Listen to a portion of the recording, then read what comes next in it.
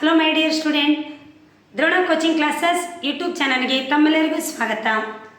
Morarji key answer Kannada 15/2/2025 ನಡೆದಂಥ ಮುರಾರ್ಜಿ ಪ್ರಶ್ನೆ ಪತ್ರಿಕೆಯ ಬಗ್ಗೆ ಚರ್ಚಿಸ್ತಾ ಹೋಗೋಣ. ಮೊದಲನೇದಾಗಿ ಕನ್ನಡದ ಮೊದಲನೇ ಪ್ರಶ್ನೆ, ಕಾಂಚನ ಸುಂದರ ಹುಡುಗಿ ಈ ವಾಕ್ಯದಲ್ಲಿ ಅಡಿಗೆರೆ ಎಳೆದ ಪದದ ವ್ಯಾಕರಣಾಂಶ. ಕಾಂಚನ ಎಂಬುದು ಒಂದು ಗುಣವಿಶೇಷಣಕ್ಕೆ ಉದಾಹರಣೆಯಾಗಿರುತ್ತದೆ. ಓಕೆ ಮಕ್ಕಳೇ, ಕಾಂಚನ ಎಂಬುದು ಗುಣವಿಶೇಷಣಕ್ಕೆ ಉದಾಹರಣೆ. ಎರಡನೇ ಪ್ರಶ್ನೆ, ಬೆಟ್ಟದಾವರೆ ಈ ಸಂಧಿ ಪದವನ್ನು ಬಿಡಿಸಿ ಬರೆದ ಸರಿಯಾದ ರೂಪ. ಬೆಟ್ಟದಾವರೆಯನ್ನು ನಾವು ಬಿಡಿಸಿ ಬರೆದಾಗ ಬೆಟ್ಟ ಪ್ಲಸ್ ತಾವರೆ ಬೆಟ್ಟದಾವರೆ, ಇದು ಆದೇಶ ಸಂಧಿಗೆ ಉದಾಹರಣೆ. ಓಕೆ, ಮೂರನೇ ಪ್ರಶ್ನೆ, ಆದೇಶ ಸಂಧಿಯಲ್ಲಿ ಸಾಮಾನ್ಯವಾಗಿ ಕತಪಗಳಿಗೆ ಆದೇಶವಾಗಿ ಬರುವ ಅಕ್ಷರಗಳು. ನಾವು ಆದೇಶ ಸಂಧಿಯಲ್ಲಿ ನೋಡಿದಾಗ ಕತಪಗಳಿಗೆ ಗದಬಗಳು ಆದೇಶವಾದರೆ ಅದನ್ನು ಆದೇಶ ಸಂಧಿ ಎಂದು ಕರೀತೇವೆ. ಹಾಗಾದರೆ ಕತಪಗಳಿಗೆ ಆದೇಶವಾಗುವಂಥ ಪದಗಳು ಗ ದ ಬ. ಆಪ್ಷನ್ ಸಿ ಸರಿಯಾದಂಥ ಉತ್ತರ. ನಾಲ್ಕನೇ ಪ್ರಶ್ನೆ, ಬಿ ವಿ ಕಾರಂತರವರು ರವೀಂದ್ರನಾಥ್ ಟ್ಯಾಗರ್ ಅವರ ಈ ಭಾಷೆಯ ನಾಟಕವನ್ನು ಪಂಜರ ಶಾಲೆ ಎಂದು ಕನ್ನಡಕ್ಕೆ ಅನುವಾದಿಸಿದ್ದಾರೆ. ಈ ರವೀಂದ್ರನಾಥ್ ಟ್ಯಾಗರ್ ಅವರು ಬಂಗಾಳಿ ಭಾಷೆಯಲ್ಲಿ ಈ ನಾಟಕವನ್ನು ಬರೆದಿದ್ರು. ಬಿ ವಿ ಕಾರಂತರವರು ಅದನ್ನು ಕನ್ನಡ ಭಾಷೆಗೆ ಅನುವಾದ ಮಾಡಿದರು. ಐದನೇ ಪ್ರಶ್ನೆ, ನಿಮ್ಮ ಊರಿನ ರಸ್ತೆ ದುರಸ್ತಿ ಮಾಡಲು ಗ್ರಾಮ ಪಂಚಾಯಿತಿಗೆ ಬರೆಯುವ ಪತ್ರವು ಈ ವಿಧದ ಪತ್ರವಾಗಿದೆ. ಹೌದಾ, ಗ್ರಾಮ ಪಂಚಾಯಿತಿಗೆ ನಾವು ಮನವಿಯನ್ನು ಮಾಡಿಕೊಳ್ತಾ ಪತ್ರವನ್ನು ಬರೀಬೇಕಾಗುತ್ತೆ. ಹಾಗಾದರೆ ಮನವಿ ಪತ್ರ ಸರಿಯಾದಂಥ ಉತ್ತರ. ನೆಕ್ಸ್ಟ್ ಪ್ರಶ್ನೆ, ಆರನೇ ಪ್ರಶ್ನೆಯನ್ನು ನೋಡಿದಾಗ ಆರನೇ ಪ್ರಶ್ನೆಯಲ್ಲಿ ದಂಡ ಈ ಪದದ ನಾನಾರ್ಥದ ಸರಿಯಾದ ಜೋಡಿ ಗುರುತಿಸಿ. ನಾನಾರ್ಥದ ಅಂದರೆ ಬೇರೆ ಬೇರೆ ಅರ್ಥವನ್ನು ಕೊಡುವಂತಹ ಪದಗಳಿಗೆ ನಾನಾರ್ಥಗಳು ಎಂದು ಕರೀತೇವೆ. ದಂಡ ಇದು ಶಿಕ್ಷೆ ಮತ್ತು ಕೋಲು. ಓಕೆ, ಏಳನೇ ಪ್ರಶ್ನೆ, ಅಂಬಿಕಾ ತನಯದತ್ತ ಎಂಬುದು ಈ ಕವಿಯ ಕಾವ್ಯನಾಮ. ಈ ಅಂಬಿಕಾ ತನಯದತ್ತ ಎಂಬುದು ದ ರಾ ಬೇಂದ್ರೆಯವರ ಕಾವ್ಯನಾಮ. ನೆಕ್ಸ್ಟ್ ಪ್ರಶ್ನೆ, ಎಂಟನೇ ಪ್ರಶ್ನೆ, ಎತ್ತುಗಳು ಗದ್ದೆಯಲ್ಲಿ ನೇಗಿಲನ್ನ ಎಳೆಯುವವು ಈ ವಾಕ್ಯದಲ್ಲಿನ ಕ್ರಿಯಾಪದ. ಕ್ರಿಯೆಯನ್ನು ಸೂಚಿಸುವ ಪದಗಳಿಗೆ ಕ್ರಿಯಾಪದ ಎಂದು ಕರೀತೇವೆ. ಇಲ್ಲಿರುವಂತಹ ಎಳೆಯುವು ಇದು ಎಂಬುದು ಕ್ರಿಯಾಪದವಾಗಿದೆ. ಹಾಗಾದರೆ ಸರಿಯಾದಂಥ ಉತ್ತರ ಎಳೆಯುವವು. ಆಪ್ಷನ್ ಸಿ, ಆಪ್ಷನ್ ಡಿ ಸರಿಯಾದಂಥ ಉತ್ತರ.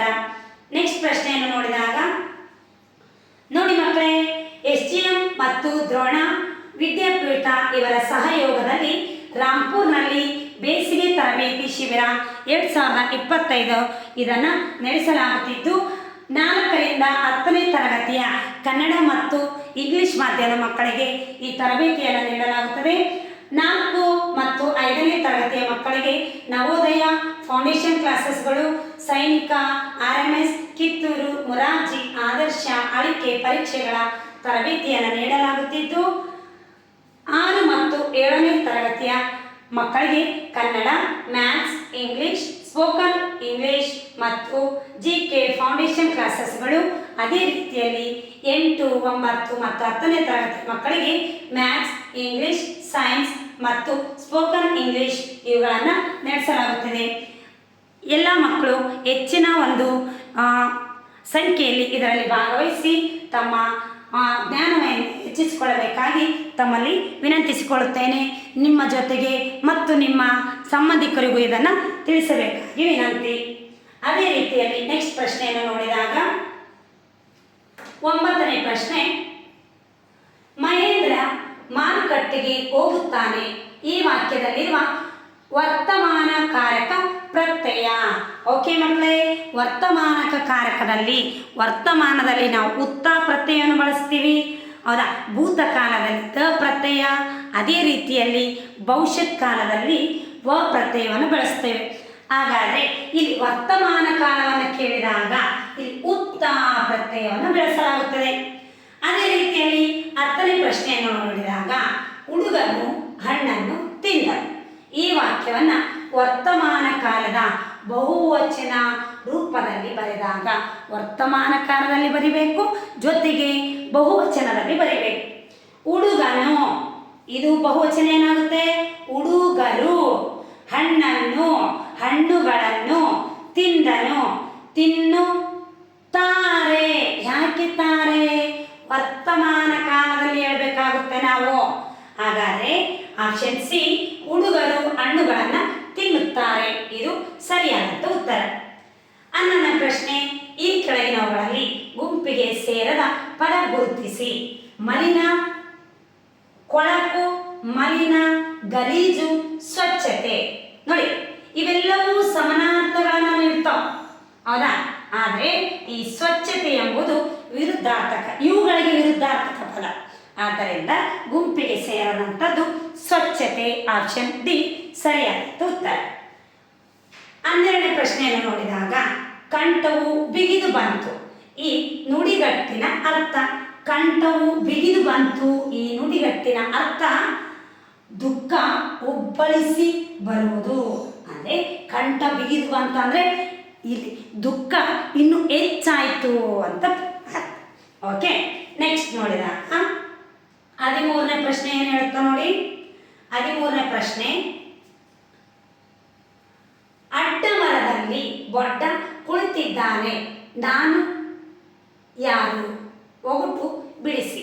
ಇದಕ್ಕೆ ಸರಿಯಾದಂಥ ಉತ್ತರ ಹಲಸಿನ ಹಣ್ಣು.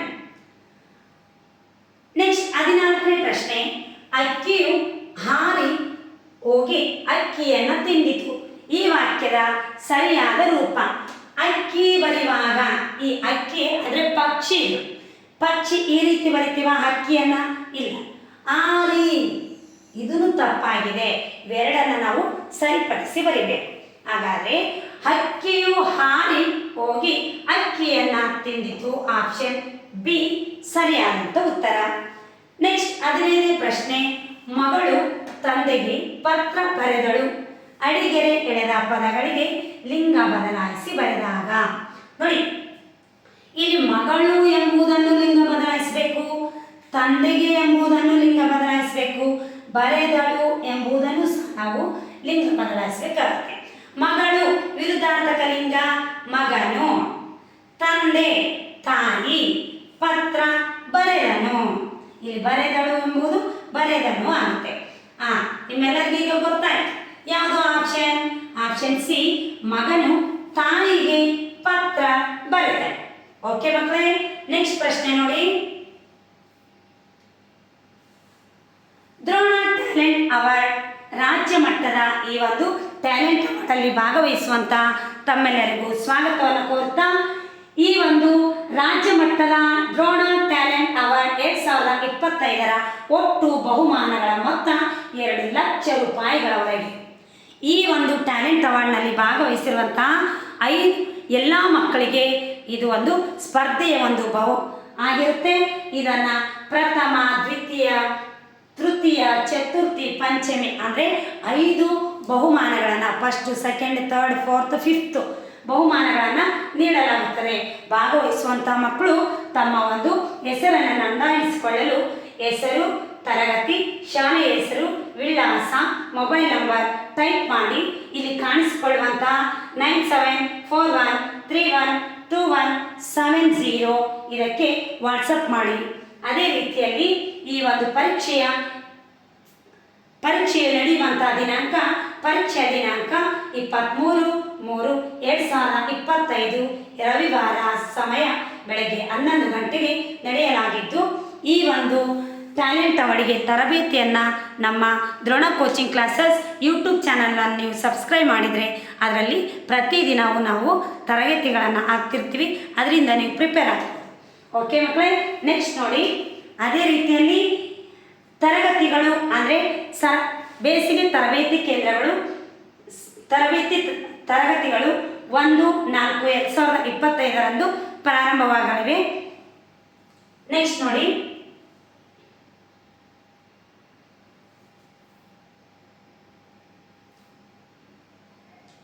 ನೆಕ್ಸ್ಟ್ ಪ್ರಶ್ನೆಯನ್ನು ನೋಡಿದಾಗ ಪ್ರಕೃತಿ ಪದವನ್ನು ಬಿಡಿಸಿ ಬರೆದಾಗ ಸರಿಯಾದ ರೂಪ.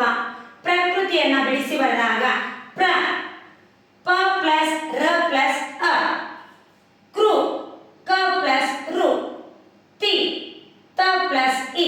ಓಕೆ, ಹಾಗಾದ್ರೆ ಪ್ರಕೃತಿಯನ್ನು ಬಿಡಿಸಿ ಬರೆದಾಗ ಪ ಪ್ಲಸ್ ರ ಪ್ಲಸ್ ಅ, ಕ ಪ್ಲಸ್ ರು, ತ ಪ್ಲಸ್ ಇ ಸರಿಯಾದಂತ ಒಂದು ಉತ್ತರ ಆಪ್ಷನ್ ಬಿ. ಓಕೆ, ನೆಕ್ಸ್ಟ್ ಚೇತನ, ಹಸಿರು, ಮಾಡಲಿ, ಕರಿದು ಈ ಪದಗಳನ್ನು ಅಕಾರಾದಿಯಾಗಿ ಬರೆದಾಗ ಬರುವ ಸರಿಯಾದ ಕ್ರಮ. ಅಕಾರಾದಿಯಾಗಿ ಅಂತಂದರೆ ನಾವು ಇಂಗ್ಲೀಷಲ್ಲಿ ಇದನ್ನು ಡಿಕ್ಷನರಿ ವರ್ಡ್ಸ್ ಅಂತ ಕರಿತೀವಲ್ಲ, ಆ ರೀತಿಯಲ್ಲಿ ಬರೀಬೇಕು. ಮೊದಲಿಗೆ ಬರುವಂಥದ್ದು ಕ, ಕರಿದು, ನೆಕ್ಸ್ಟು ಚೇತನ, ನೆಕ್ಸ್ಟು ಮಾಡಲಿ, ನೆಕ್ಸ್ಟು ಹಸಿರು.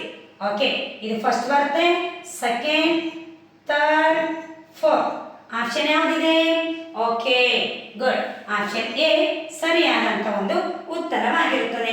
ಓಕೆ ಮಕ್ಕಳೇ, ನೆಕ್ಸ್ಟು 18ನೇ ಪ್ರಶ್ನೆ ನೋಡಿ. ಈ ಕೆಳಗಿನ ಪದಗಳಲ್ಲಿ ವಿಸರ್ಗ ಒಳಗೊಂಡಿರುವಂಥ ಪದ. ಹೌದಾ? ಯೋಗವಾಗಳಲ್ಲಿ 2 ವಿಧ, ಅನುಸ್ವರ ಮತ್ತು ವಿಸರ್ಗ ಅಂತ ನೋಡ್ತೀವಿ. ಇಲ್ಲಿ ವಿಸರ್ಗವನ್ನು ಒಳಗೊಂಡಿರುವಂತಹ ಪದ ಯಾವುದು? ಹೌದಾ? ಪುನಃ. ಓಕೆ, ಪುನಃ ಎಂಬುದು ವಿಸರ್ಗವನ್ನು ಒಳಗೊಂಡಿರುವಂತಹ ಒಂದು ಪದವಾಗಿದೆ. ಆಪ್ಷನ್ ಸಿ ಸರಿಯಾದಂಥ ಒಂದು ಉತ್ತರವಾಗುತ್ತದೆ. ನೆಕ್ಸ್ಟ್ ಪ್ರಶ್ನೆಯನ್ನು ನೋಡಿದಾಗ ಈ ಕೆಳಗಿನ ಪದಗಳಲ್ಲಿ ವಿಜಾತಿ ಒತ್ತಕ್ಷರವನ್ನು ಹೊಂದಿರುವ ಪದ ನೋಡಿ. ಅಕ್ಕಪಕ್ಕ ಇದು ಸಜಾತಿ, ರಕ್ಕಸ ಇದು ಸಜಾತಿ, ಹೆಬ್ಬಂಡೆ ಇದು ಸಜಾತಿ. ಓಕೆ, ಕೊನೆಗೆ ಉಳಿದಿರುವಂಥದ್ದು ಆಜ್ಞೆ, ಇದು ವಿಜಾತಿಯ ಒಂದು ಸಂಯುಕ್ತ ಅಕ್ಷರವಾಗುತ್ತದೆ. ನೆಕ್ಸ್ಟ್ ಪ್ರಶ್ನೆ 20ನೇ ಪ್ರಶ್ನೆ. ಗುರುತಿಗಾಗಿ ಹಾಗೂ ವ್ಯವಹಾರಕ್ಕಾಗಿ ವ್ಯವಹಾರದ ಉಪಯೋಗಕ್ಕೆ ಇಟ್ಟುಕೊಂಡ ಹೆಸರುಗಳನ್ನು ನಾಮಪದದ ಈ ವಿಧವಾಗಿದೆ. ಓಕೆ ಮಕ್ಕಳೇ, ಗುರುತಿಗಾಗಿ ಮತ್ತು ವ್ಯವಹಾರದ ಉಪಯೋಗಕ್ಕಾಗಿ ಇಟ್ಟುಕೊಂಡ ಹೆಸರುಗಳನ್ನು ನಾವು ಅಂಕಿತ ನಾಮ ಎಂದು ಕರೆಯುತ್ತೇವೆ. ಓಕೆ, ರೂಢಿಯಿಂದ ಬಂದ ಪದಗಳು ರೂಢನಾಮಗಳು. ಹೌದಾ? ಗುರುತಿಗಾಗಿ ಮತ್ತು ವ್ಯವಹಾರಕ್ಕಾಗಿ ಇಟ್ಟುಕೊಂಡಂಥ ಪದಗಳು ಅಂಕಿತ ನಾಮಗಳು. ಹೌದಾ? ಅವರ ಉದ್ಯೋಗ ಮತ್ತು ನ್ಯೂನತೆಗೆ ಅನುಗುಣವಾಗಿ ಇಟ್ಟುಕೊಂಡ ಪದಗಳು ಅನ್ವರ್ಥಕ ನಾಮಗಳು. ಹೌದಾ? ಹೆಸರುಗಳನ್ನು ನಾಮಪದಗಳು ಅಂತ ಕರಿತೀವಿ. ಈ ಎಲ್ಲ ಪದಗಳಲ್ಲಿ ಸರಿಯಾದಂಥ ಉತ್ತರ ಯಾವುದು ನಮ್ಮದು ಅಂತಂದರೆ ಅಂಕಿತ ನಾಮ. ಗುರುತಿಗಾಗಿ ಇಟ್ಟುಕೊಂಡಂಥ ಹೆಸರುಗಳನ್ನು ಅಂಕಿತ ನಾಮ ಎಂದು ಕರಿತೇವೆ. ಅರ್ಥ ಆಯ್ತಾ ಮಕ್ಕಳ ಎಲ್ಲರಿಗೂ? ಓಕೆ, ದ್ರೋಣ ಕೋಚಿಂಗ್ ಕ್ಲಾಸಸ್ ಈ ಒಂದು ರಾಂಪುರ್ ಯೂಟ್ಯೂಬ್ ಚಾನಲಲ್ಲಿ ಬರುವಂಥ ಎಲ್ಲ ಒಂದು ವಿಡಿಯೋಸ್ಗಳನ್ನು ತಾವೆಲ್ಲರೂ ವೀಕ್ಷಿಸ್ತ್ರಿ ಅಂತ ತಮ್ಮೆಲ್ಲರಿಗೂ ಧನ್ಯವಾದಗಳು.